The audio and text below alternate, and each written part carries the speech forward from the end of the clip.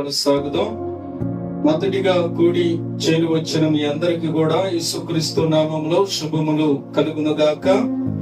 దేవుడు మిమ్మల్ని అందరినీ కూడా దీవించి ఆశీర్వదించును గాక. ఆమేన్. పరిశుద్ధ గ్రంథంలో నుండి ఒక మాట మీకు నేను జ్ఞాపకం చేస్తాను. మొదటి కొరింథీయులకు రాసిన పత్రిక, అపోస్తలుడైన పౌలు ఈ పత్రిక రాస్తూ తెలియజేస్తూ ఉన్న మాటలను మరి ఈ సమయంలో మనం జ్ఞాపకం చేసుకుందాము. 3వ అధ్యాయము 10వ వచనాన్ని మనం ఒకసారి జ్ఞాపకం చేసుకుందాము. దేవుడు నాకు అనుగ్రహించిన కృప చొప్పున నేను నేర్పరి అయిన శిల్పకారుని వలె పునాది వేసి తిని మరి ఒకడు దాని మీద కట్టుస్తున్నాడు. ప్రతివాడు దాని మీద ఎలాగూ కట్టుస్తున్నాడు జాగ్రత్తగా చూసుకొనవలెను. దేవునికి మహిమ కలుగును గాక. ఈరోజు మనం వినబోతూ ఉన్న అంశము, నేను నేర్పరి అయిన శిల్పకారుని వలె పునాది వేసి తిని. దేవునికి మహిమ కలుగును గాక. ఆమేన్. 2 మాటలు ప్రార్థన చేసుకుందాం. ప్రేమ గల దేవ, పరిశుద్ధుడు అయిన తండ్రి, ఇంతవరకు నాతో మాతో నీ ఉండి మమ్మల్ని నడిపిస్తూ ఉన్న నీ కృపను బట్టి ప్రార్థిస్తూ, ఈ సమయంలో ప్రభువా మా అందరిపై నీ ఆత్మ నుంచి నీ సన్నిధిలో నడిపిస్తూ ఉన్న విధానాన్ని బట్టి ప్రార్థిస్తూ, వాక్యమైన నిన్ను మేము సమీపిస్తూ ఉండగా నీ పక్షమున నిలుస్తున్న అల్పుడైన నన్ను బలపరిచి నాతో మాతో సూటిగా తేటగా మాట్లాడండి. జీవం కలిగిన నీ మాటల్లో దాచబడిన జీవాన్ని మేము పొంది మాకు చేయబడిన వాగ్దానం నిశ్చయంగా మేము స్వతంత్రించుకునేలాగా నీవే మాకు తోడుండి నడిపించమని, అలాగనే ప్రభువా ఇదిగో నాయన ఈ లైఫ్ ద్వారా చూస్తూ ఉన్న బిడ్డల కుటుంబాన్ని కూడా దీవించి ఆశీర్వదించమని, కూడి వచ్చిన బిడ్డల కుటుంబాన్ని కూడా దీవించి ఆశీర్వదించమని యేసు క్రీస్తు అను నీ నామమును అడుగుతున్నాము తండ్రి. ఆమేన్. హల్లెలూయా. పరిశుద్ధ గ్రంథంలో ఇక్కడ మనం జ్ఞాపకం చేసుకోగలుగుతూ ఉన్న కొన్ని మాటలు చూడగలుగుతూ ఉన్నట్లయితే, అపోస్తలుడైన పౌలు క్రీస్తుకు ఖైదీగా చేయబడక మునుపు ధర్మశాస్త్ర విషయంలో నిష్ట కలిగిన వాడై గమలీయేలు పాదముల యొద్ద ధర్మశాస్త్రమును పూర్తిగా నేర్చుకున్న వాడిగా మనం చూడగలుగుతూ ఉన్నాము. ఈయన ధర్మశాస్త్ర విషయంలో నిష్ట కలిగి ఉన్నాడు. ధర్మశాస్త్ర విషయంలో జాగ్రత్తగా నేర్చుకొని సమస్త విషయముల యందు ఆసక్తి కలిగిన వాడిగా జీవిస్తూ ఉన్న సమయంలో దమస్కు మార్గములో ప్రభు అయిన యేసు క్రీస్తు అతన్ని దర్శించినప్పుడు ప్రభుతో మాట్లాడినాడు కదా, పౌలు క్రీస్తుకు ఒక ఖైదీ అన్నాడు. ఆమేన్. ఇప్పుడు ఆ మార్గములో పౌలు పట్టబడ్డాడు. సౌలుగా ఉన్న అతను అక్కడ పట్టబడినాక పౌలుగా మార్చబడ్డాడు. పౌలుగా మార్చబడిన దేవుని యొక్క సన్నిధిలో తన యొక్క ప్రయాణమును కొనసాగించిన విధానాన్ని మనము జ్ఞాపకం చేసుకోగలుగుతూ ఉన్నట్లయితే, ఆయన వేసిన పునాది గురించి చెబుతూ ఉన్నాడు. ఆ పునాది యొక్క ఆ సందర్భాన్ని జ్ఞాపకం చేస్తూ ఇక్కడ కొరింథీలో ఉన్న సంఘానికి తెలియజేస్తూ ఉన్నాడు. దేవునికి మహిమ కలుగును గాక. ఆలోచనలో ఒక మాట మనం జ్ఞాపకం చేసుకుంది. ఎందుకు వీళ్ళకి ఈ మాటలు చెబుతూ ఉన్నాడు అంటే, 6వ వచనంలో మనం చూడగలిగితే, నేను నాటితిని, అపోలో నీళ్లు పోసెను, వృద్ధి కలుగు చేస్తున్న వాడు దేవుడే. దేవునికే మహిమ కలుగును గాక. ఎందుకు ఈ మాట ఆయన తెలియజేస్తూ ఉన్నాడంటే, మనము గమనించినట్లయితే 4వ వచనంలో ఉన్నది, ఒకడు నేను పౌలు వాడను, మరి ఒకడు నేను అపోలో వాడను అని చెప్పుకున్నప్పుడు ఏమంటూ ఉన్నాడు, మీరు ప్రకృతి సంబంధమైన మనుష్యులు కారా? ఏం చెప్పుకుంటూ ఉన్నారంటే వీళ్ళు, ఈరోజు నువ్వు దేన్ని కలిగి ఉంటూ ఉన్నావు? నేను ఫలానా శాఖకు చెందిన వాడిని, ఫలానా డినామినేషన్ కి చెందిన వాడిని, ఫలానా సేవకుడు ఆ నడిపింపుకు చెందిన వాడిని, ఆ క్రమంలో నడుస్తూ ఉన్న వాడిని అని మనం చెప్పుకుంటూ ఉన్నాం. అవునా? అయితే ఇక్కడ పౌలు గారు అంటూ ఉన్నాడు కదా, నేను నాటితిని, అపోల్లో నీళ్లు పోసెను, వృద్ధి కలుగు చేసిన వాడు దేవుడే. కాబట్టి వృద్ధి కలుగు చేయు దేవునిలోనే గాని నాటి వానిలోనైనను నీళ్లు పోయి వానిలోనైనను ఏమీ లేదు. దేవునికే మహిమ కలుగును గాక. అయితే నీ యొక్క దృష్టి దేని మీద ఉండాలి, నీ ఆలోచన దేని మీద ఉండాలి అంటే వాక్యమై ఉన్న దేవుని మీద. వాక్యమైన దేవునితో నువ్వు ఉన్నావు, వాక్యమైన దేవుని యొక్క మార్గంలో నువ్వు నడుస్తూ ఉన్నావు. దేవుడు నీకిచ్చిన సిద్ధపాటు, దేవుడు నీకిచ్చిన బయటపాటు ఏ మనుష్యుడు ఇవ్వాల. ఇచ్చింది దేవుడు, నడిపిస్తూ ఉన్నది దేవుడు, నిన్ను అనేకుల ఎదుట సాక్షిగా నిలవబెడుతూ ఉన్నది దేవుడే. అవునా? అవునా కాదా? నిలవబెడుతూ ఉన్నది దేవుడే. మన యొక్క పునాది ఎలా ఉండాలి అంటే జాగ్రత్తగా ఉండాలి. నీవు మొదటిగా యేసు క్రీస్తుని రక్షకుడుగా, నీ సొంత రక్షకుడుగా నువ్వు అంగీకరించినాక వేయబడే ఆ పునాది స్థిరమైనదిగా ఉండాలి. ఆ పునాది ప్రత్యేకించబడిన పునాది అయి ఉన్నది. నువ్వేదో ఆశామాసిగా చేసే పునాది కాదు. ఏదో ఇప్పుడు ఈ రీతిగా కానీ అని నువ్వు స్థాపించకునే పునాది అది కాదు. పౌలు గారు అంటూ ఉన్నాడు కదా, దేవుడు నాకు అనుగ్రహించిన కృప చొప్పున నేను నేర్పరి అయిన శిల్పకారుని వలె పునాది వేసి తిని. ఎలా వేశాడంట? నేర్పరి అయిన శిల్పకారుని వలె పునాది వేసి తిని. ఏంటి పునాది? మొదటిగా ప్రభుత్వం మాట చెప్పాడు, పుట్టేవాడు పోలియోతో పుట్టాడు అనుకో, తర్వాత బలం వస్తుందా? వస్తుందా? నువ్వే మెడిసిన్ అయిన వాడు, ఎలాంటి ఫుడ్ అయినా పెట్టు, ఎలాగైనా ఆ పిల్లవాడికి నువ్వు చేయాల్సిందంతా చేసినా గాని ఆ బలం రాదు. ఏ స్థితిలో ఉన్నాడు అలాగనే ఉంటాడు. అయితే నువ్వు మొదటిలోనే బలముగా జన్మించినట్లయితే నువ్వు బలహీనపడినప్పుడు తిరిగి మళ్ళా బలాన్ని పొందుకోగలవు. నీవు బలమైన స్థితిలో మొదటిగా నువ్వు వచ్చినట్లయితే, నీ జన్మ ఉన్నట్లయితే, నీ యొక్క జీవన ప్రయాణములో నీకు ఇచ్చిన ఆయుష్కాలములో నీవు బలహీన పడినప్పటికీ తిరిగి మరలా బలాన్ని పొందుకునే శక్తి దేవుడు నీలో ఉంచాడు. అందుకే నువ్వు మొదటిగా బాప్తిస్మ తీర్మాన విషయంలోనే సరిగా ఉండాలి. నువ్వు తీసుకునే బాప్తిస్మ సరైనదిగా ఉండాలి. అదే నీకు పునాది అయి ఉన్నది. ఆమేన్. అదే నీకు పునాది అయి ఉన్నది. అయితే ఆ పునాది నిశ్చయముగా దేవుని యొక్క చిత్తములో, దేవుని యొక్క ఉద్దేశములకు తగినట్లుగా ఎయ్యబడుటకు నీవు దేవుని యొక్క సన్నిధిలో ఏ రీతిగా ఉండాలి అంటే దేవుడు నీకు తెలియజేస్తూ ఉన్నాడు. చాలా మంది కూడా మనం గమనిస్తూ ఉన్నప్పుడు పునాది ఎలా వేస్తున్నామో సంబంధం ఉంటల్లా. పిలిచారు, వెళ్ళాము, బాప్తిస్మం తీసుకున్నాం, వచ్చాం. అది దేవుని చిత్తానుసారమైనదా కాదా? దేవుని చిత్తానుసారమైన రీతిలో ఉన్నదా లేదా? దేవుని యొక్క చిత్తమైన కార్యమా కాదా? ఈ రీతిగా బైబిల్లో ఇచ్చారా ఇవ్వలేదా? ఈ రీతిగా పరిశుద్ధ గ్రంథములో దేవుని నిమిత్తము సిద్ధపరచబడిన వారు, దేవుని నిమిత్తము సమస్తమును నష్టముగా ఎంచుకున్న వారు, వారి యొక్క ప్రయాణం ఎలా ఉన్నదో ఇవన్నీ సంబంధం లేదు. పెద్ద పాస్టర్ గారు చెప్పాడు. ఎవరు? పెద్ద పాస్టర్ గారు. మరి 15 అడుగులు ఉంటాడేమో, నాకు తెలియదు. పెద్ద పాస్టర్ గారు 15 అడుగులు ఉంటాడేమో, మనం 5-6 అడుగులు, 15 అడుగులు ఉంటాడేమో.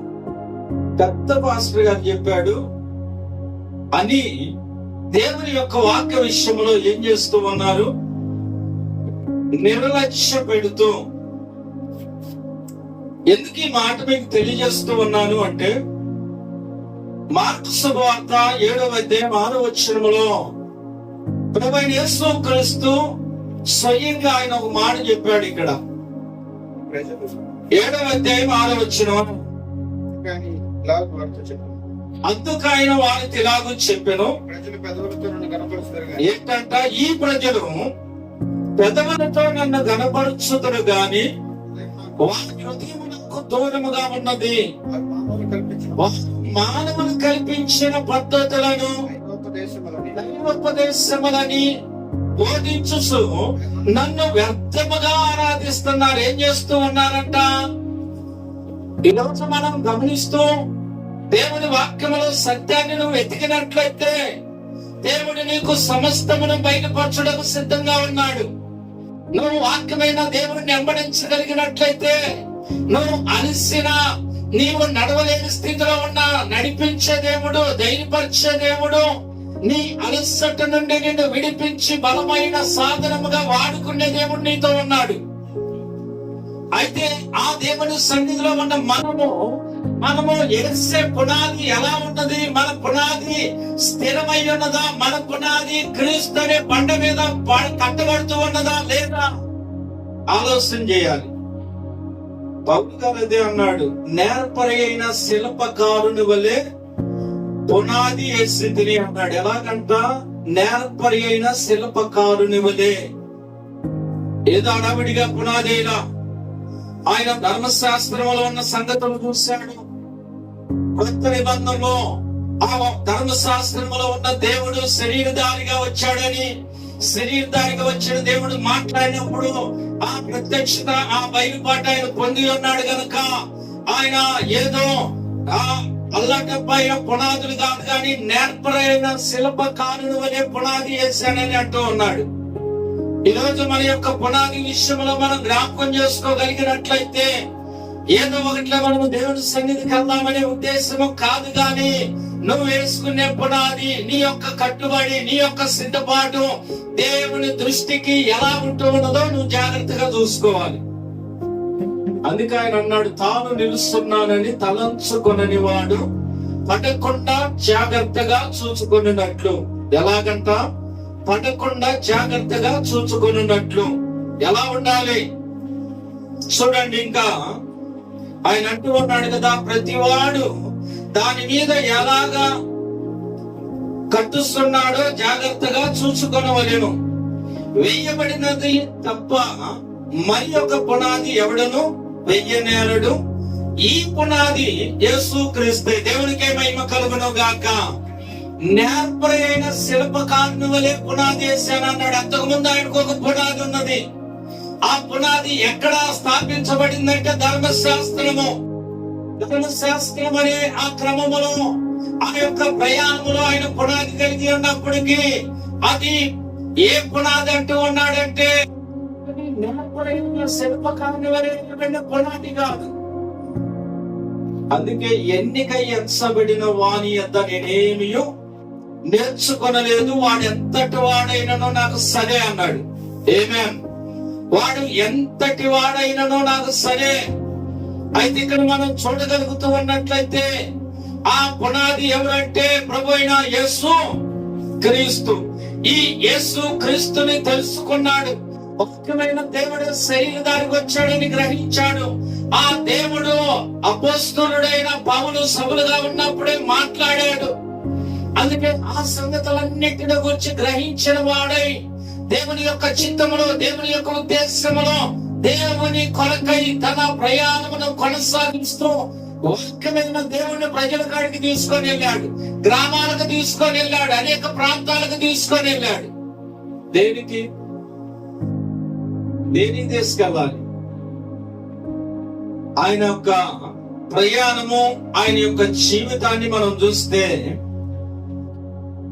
బైబిల్లో ప్రారంభము నుంచి ఇప్పటి వరకు కూడా క్రీస్తు నిమిత్తము నిలబడిన ప్రవక్త గాని, సేవకుడు గాని ప్రతి ఒక్కరు కూడా శ్రమలోనే ప్రయాణం చేశారు, శ్రమలోనే నడిచారు, ఆటంకాల్లోనే నడిచారు, ఆర్థిక పరిస్థితుల్లో నడిచారు.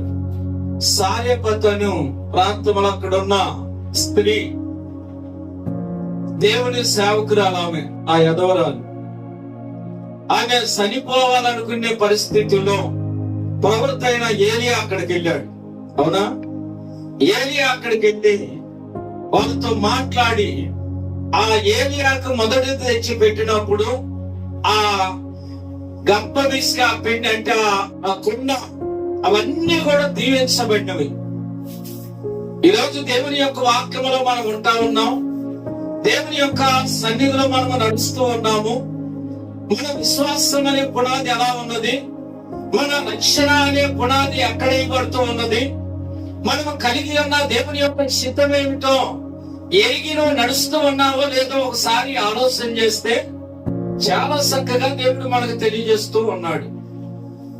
యేసుక్రీస్తు అనే పునాది గొర్రె పిల్ల యొక్క జీవ గ్రంథం అని రాయబడి ఉంది బైబిల్లో.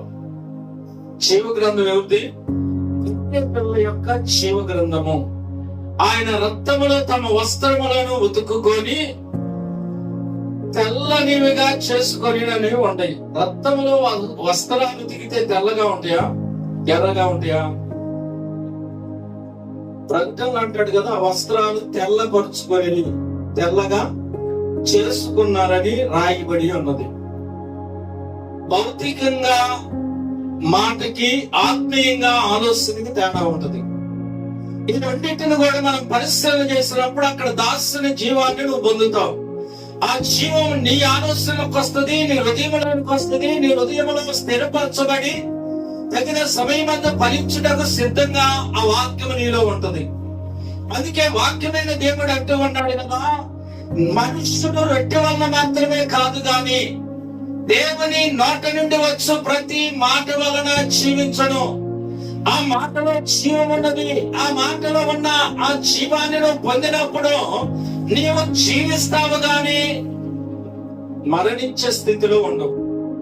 అందుకే ఆయన చెబుతా ఉన్నాడు, దేని కొరకు మనం పిలువబడ్డాం, దేని కొరకు దేవుడు మనల్ని నడిపిస్తూ ఉన్నాడు. అందుకే ఈ ప్రజలు పదవులతో నన్ను గణపరచుదురు గాని వారి హృదయం ఎలా ఉన్నదంట? వారి హృదయం ఆయనకు దూరముగా ఉన్నది. ప్రయోజనం ఏంటి? నువ్వు అనేకులకు కనబడి భక్తి చేయొచ్చు, ప్రార్థన చేయొచ్చు, సావాసన చేయొచ్చు, కానీ అది ఆత్మీయ స్థితి కలిగి లేకపోతే నువ్వు ఎంత చేసినా అది నిష్ప్రయోజనము. అది ఆయన అన్నది, నువ్వు ఎంత చేసినా కానీ అది నిష్ప్రయోజనమే. దానివల్ల ఎలాంటి ప్రయోజనం ఉండదు. అందుకే పౌలు గారు అంటూ ఉన్నాడు, వెయ్యబడినది తప్ప మరి ఒక పునాది ఎవడును వెయ్యనేరడు. ఎందుకంటే ఈ పునాది యేసుక్రీస్తే. కింద వచనంలో అంటూ ఉన్నాడు, ఎవడైనాడు ఈ పునాది మీద బంగారము, ఎండి, వెలగల రాళ్ళు, కర్ర, గట్టి, కొయ్యకాలు మొదలైన వాటితో కట్టిన ఎడల వాని పని కనపడును. ఆ దినము దానిని తేటపరచును, అది అగ్ని చేత బయలుపరచబడును. మరియు వాని పని ఎట్టిదో దానిని అగ్నియే పరీక్షించును. దేవుడికే మహిమ కలుగును గాక. ఈ పునాది మీదంట ఏమేమి వేస్తారు? బంగారం అన్నాడు, వెండి అన్నాడు, వెలగల రాళ్ళు, కర్ర, గట్టి, కొయ్య, కాలు మొదలైన వాటితో ఇది చేసినప్పటికంటే ఎలా ఉంటుందంటే, మందిరం ఎలా చేస్తారు? మందిరంలో అలంకరణ గాని, అట్రాక్షన్ గాని, అంటే ఈ మందిరాన్ని చూస్తే అస్సలు నాకు బయటికి రాబుద్దిగా అనిపిస్తుంది ఒక్కోసాట. అవునా? దానివల్ల ప్రయోజనం ఏంటి అంటే ఏమి ఉండదు. నీ ఆలోచన సరిగా ఉండాలి, నీ విశ్వాసం సరిగా ఉండాలి, నీ నిరీక్షణ సరిగా ఉండాలి. నీ యొక్క మాట గాని, నీ పరిస్థితులు అన్ని కూడా యథార్థంగా ఉన్నప్పుడు దేవుని యొక్క రాజ్యానికి నువ్వు హక్కుదారురాలువై ఉంటావు. లేకపోతే దేవుని యొక్క చిత్తములో నువ్వు ఉండవు. అక్రమము చేయవాళ్ళారా, నా యొద్ద నుండి పోవుడి, వెళ్ళిపోండి అని ఒక దినం ఆయన చెప్పబోతూ ఉన్నాడు. అయితే ఆ స్థితిలో మనం ఉండకూడదని, ఆ స్థితిలో మనం నిలబడకూడదని, బలా నమ్ముకొని మంచిదాసుగా లోనకు రాని పిలువబడే స్థితిలో మనం ఉండాలని వాక్యము ద్వారా సరిచేయబడుతూ, వాక్యము ద్వారా మన పరిస్థితులు మార్చుకుంటూ, వాక్యమైన దేవుడు మనకు చెప్పిన రీతిగా మనం జీవించడానికి మనము సిద్ధపరచుకుంటాం. దేవుడి సన్నిధిలో, దేవుని వాక్యములో మనం కట్టుకోవడానికి, ఆ కట్టబడటానికి పునాదైన యేసుక్రీస్తు రక్తములో మనం కడగబడి ఇక్కడ ఉన్నాము. ఆ రక్తమే తిరిగి ఒక దినాన ఆ వాగ్దానంలోనికి మనం తీసుకెళ్ళనై ఉన్నది. ఈరోజు దేవుని యొక్క వాక్యాన్ని మనం గమనిస్తూ ఉన్నాము. అందుకే కింద వచ్చినానికి వస్తే ఆయన అంటూ ఉన్నాడు కదా, పునాది మీద ఒకడు కట్టిన పని నిలిచిన ఎడల వాడు జీతము పుచ్చుకొనును, ఒక్కని పని కాల్చివేయబడిన ఎడల వానికి నష్టము కలుగును, అతడు తన మట్టుకు రక్షింపబడును గాని అగ్నిలో నుండి తప్పించుకొని నట్లు రక్షింపబడి. ఎలా రక్షింపబడతాడంట? అగ్నిలో నుండి తప్పించుకున్నట్లు తన మటుకు తాను రక్షింపబడును అనే మాటని ఇక్కడ పౌలు గారు అంటూ ఉన్నాడు. ఈరోజు దేవుని యొక్క వాక్యంలో మనం గమనిస్తూ ఉన్నాము. దేవుడు నీకు నాకు ఇచ్చిన కృప, నీకు నాకు ఇచ్చిన గొప్ప ఉన్నతమైన ఆయన యొక్క రక్షణ కొరకైన వాగ్దానములో మనం ఉన్నాము. ఆ వాగ్దానములో నడుస్తూ ఉన్నాము, నడిపించబడుతూ ఉన్నాము. అది కేవలం దేవుని కృప ద్వారా మాత్రమే. ఇక్కడ మనం ఉన్నామంటే అది దేవుని కృప, మనల్ని నడిపిస్తూ ఉన్నాడంటే అది దేవుని కృప. ఈరోజు నువ్వు అనుకుంటూ ఉన్న విధానములో దేవుడు నిన్ను తీసుకెళ్ళడు. నువ్వు ఎదురు చూస్తూ ఉన్న రీతిలో దేవుడు నీ కాడికి రాడు.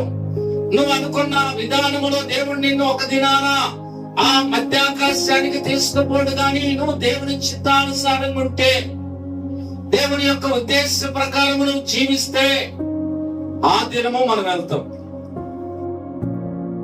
ఎక్కడికి వస్తే వెళ్తాం?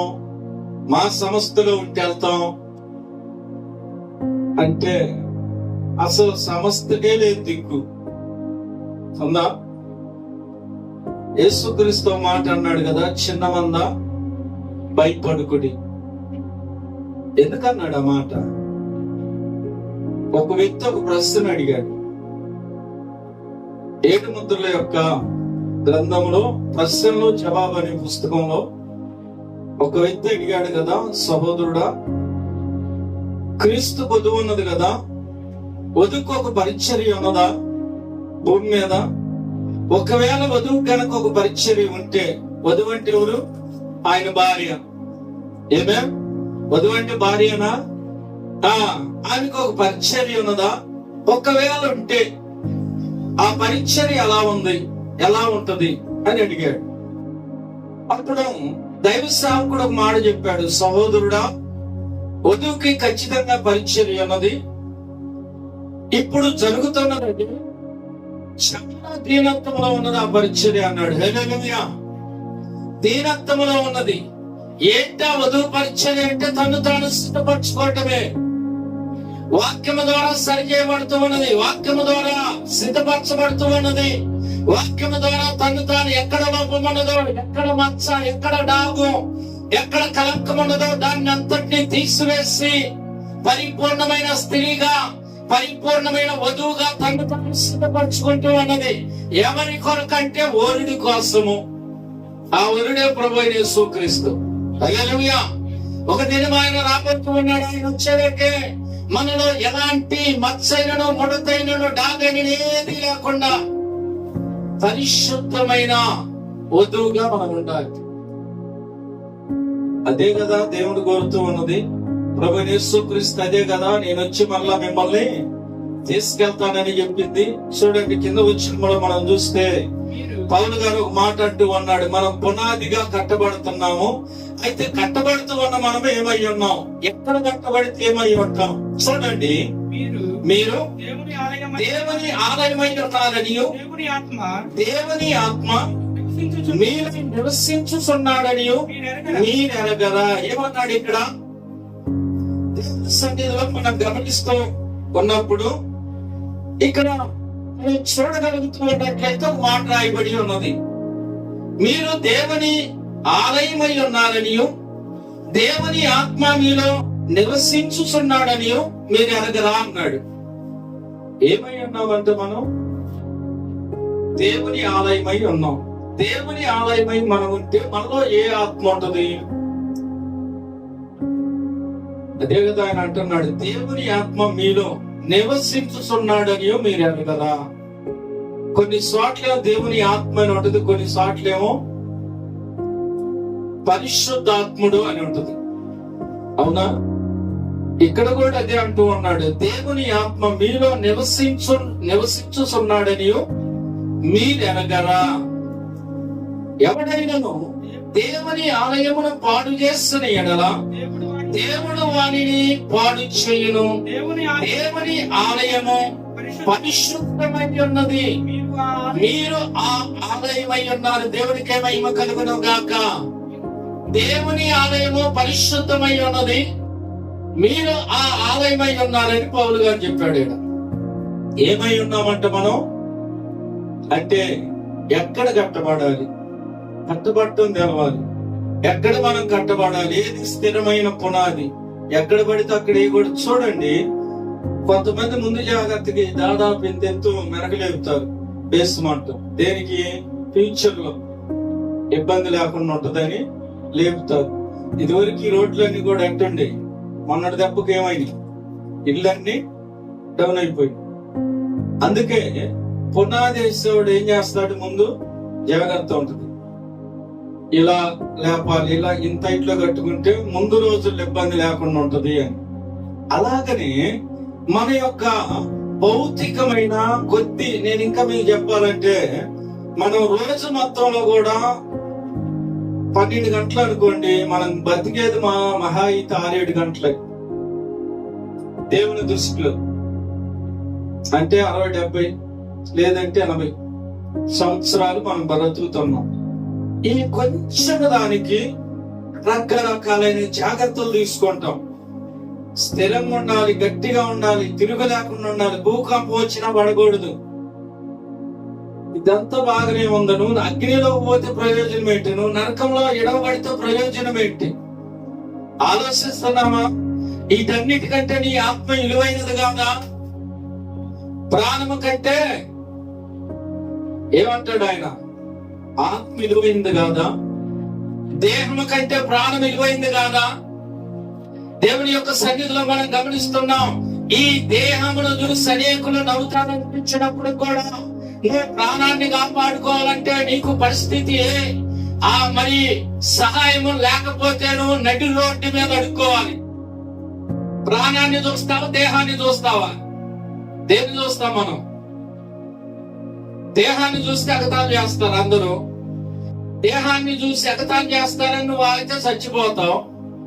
అయితే దేహాన్ని చూసి నవ్వినా ఎగతాళి చేసినా ఏమనుకున్నా నువ్వు బ్రతకాలంటే నువ్వు అడుక్కోవాలి, తప్పదు. ఈరోజు అనేకులు మనం చూడటం లేదా? దేవుని సన్నిధిలో మనం గమనిస్తూ ఉన్నాం. వాక్యమైన దేవుడు నీతో ఉన్నాడు, వాక్యమైన దేవుడు నిన్ను నడిపిస్తూ ఉన్నాడు, కృపణిస్తూ ఉన్నాడు. అందుకే మనము చూడగలిగితే చూడండి, కింద వచ్చిన ఒక మాట ఉన్నది, మనం పరిశుద్ధమైన దేవుని ఆలయమై ఉన్నామని చెబుతూ ఉన్నాడు. అయితే ఎవడైనాను తనను తాను మోసపరచుకొనకూడదు. ఏమంటూ ఉన్నాడు? ఎవడు కూడా తనను తాను ఎలా మోసపరుచుకుంటావో గమనించాలి. మనుషును చూసి, పరిస్థితులను చూసి, ఆర్భాటాలను చూసి, అక్కడున్న ఉత్సవాన్ని చూసి నువ్వు వెళ్తే మోసపరుచుకుంటున్నావు. నిన్ను నువ్వే, ఎవరిని కాదు. నువ్వెవరిని మోసపరచలేవు కానీ నిన్ను నువ్వు మోసపరుచుకుంటూ ఉన్నావు. ఆయన అంటూ ఉన్నాడు, మీలో ఎవడైనాను ఈ లోకమందు తాను జ్ఞానినని అనుకొనిన ఎడల జ్ఞాని అగినట్లు ఎర్రివాడు కావలను. జ్ఞాని అవ్వాలంటే మొదటివాడు ఏం కావాలంట? ఎర్రివాడు కావాలి. ఎట్లా ఎర్రివాడు అవుతాం? ఎర్రివాడు అయ్యే పరిస్థితి ఎట్లా? అర్థమవుతూ ఉన్నదా? అర్థమవుతూ ఉన్నదా? ఎర్రివాడు ఎలా కావాలి? లోక విషయంలో, లోకమందు జ్ఞాని అనుకున్నవాడు ఏం కావాలి? క్రీస్తు విషయమై ఎర్రివాడు కావాలి. ఇంకా అంటూ ఉన్నాడు కదా, ఈ లోక జ్ఞానము దేవుని దృష్టికి వెర్రితనమే. ఈ లోక జ్ఞానం అంటే దేవుని దృష్టికి ఏంటి? వెర్రితనమే. ఎవరికి ఎర్రిగా అవుతావు? దేవుని దృష్టికి వెర్రివాడివి అవుతావు నువ్వు జ్ఞానిని అనుకుంటే. ఈరోజు దేవుని యొక్క సన్నిధిలో మనం గమనిస్తూ ఉంటాం.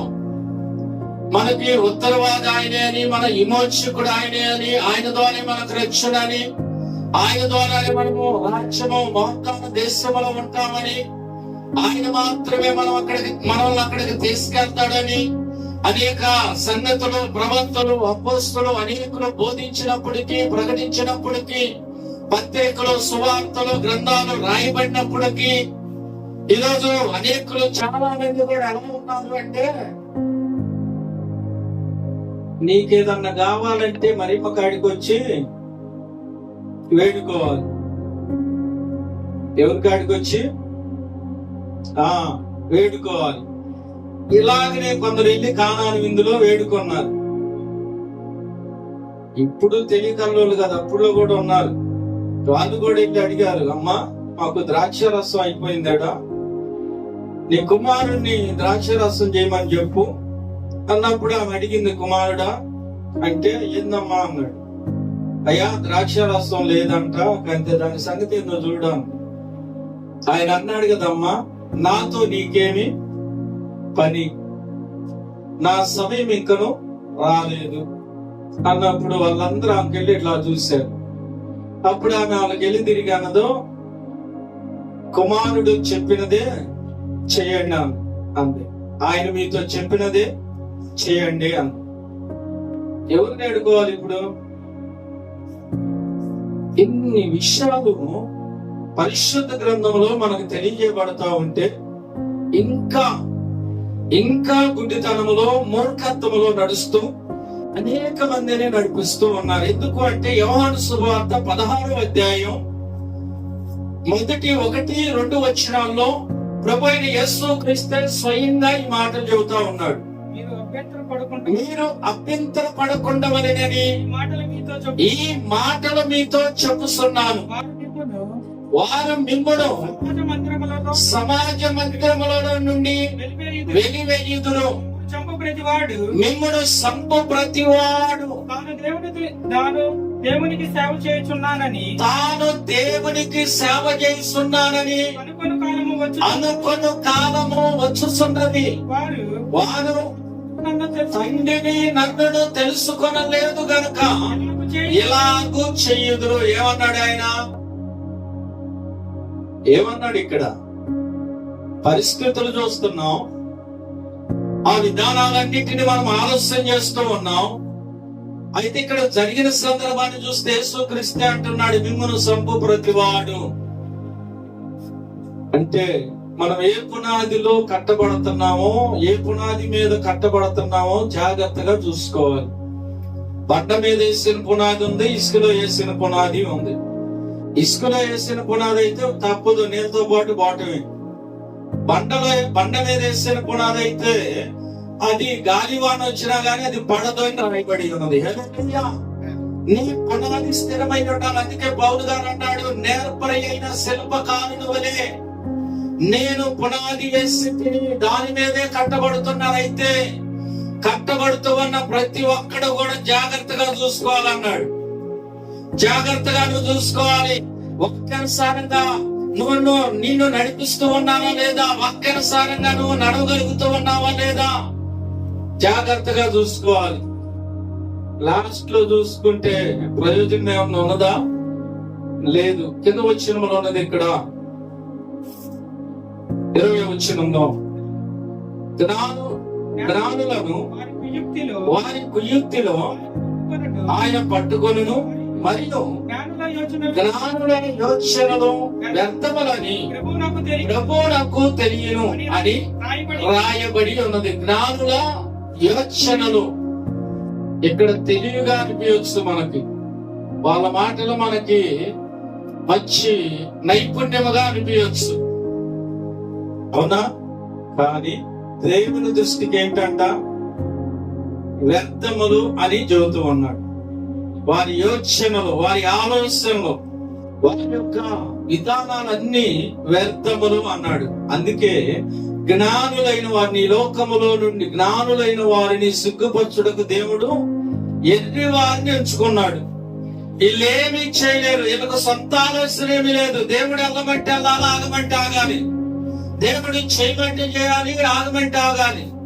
దేవుడు చెబితేనే తప్ప వీళ్ళు సొంత ఆలోచన చేసే వాళ్ళు కాదు. అలాంటి వ్యక్తులను దేవుడు ఎన్నుకున్నాడు. ఆ వ్యక్తుల్లో మనము కూడా ఒకళ్ళై ఉన్నాం. హల్లెలూయా. వారిలో మనము కూడా ఒకళ్ళై ఉన్నాం. అందుకే ఆయన అంటూ ఉన్నాడు కదా, వీరు అపొస్తలుల బోధ యందును సహవాసమందును రొట్టె విరుచుట యందును ప్రార్థన యందును ఎడతెగకై ఉండేది. ఇలా బోధ ఏంటి? యేసుక్రీస్తు. ఇలా సహవాసం ఏంటి? యేసుక్రీస్తు.